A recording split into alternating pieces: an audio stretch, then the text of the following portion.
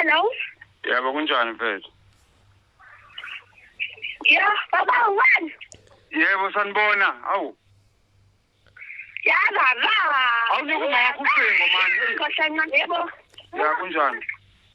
Ngiyaphila. Ya mfethu, yazi mabule angina airtime la. Ngiphathwe ikhanda nje phela kwangiyasho ngiyaphila kodwa lo ngasho lutho. Okay. Ngiyafa ikhanda. Alright. Ngicela ningisize mfethu la naku nginenkinga yabo. Uyezwa? Ngiyalele phela khuluma ngiphathwe ikhanda. Manje mina ngicela lokho ngicela ningibole kapho 150 mani nanzo ninikeza kusasa. Ngizofika mhla 2 ngangikwazi ukugibela kabini ngeklinikhi mhla 2 ngizothola ngomhla 2. Mfethu.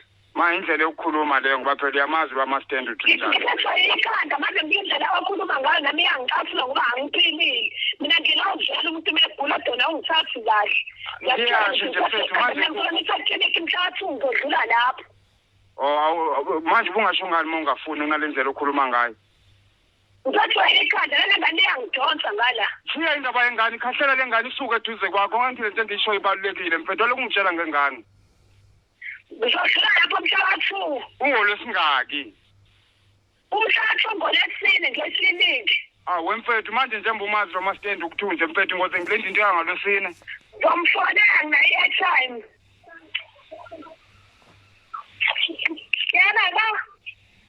Awuvala ucingo wena ungiyeke phansi, awuvala ucingo ungiyeke phansi.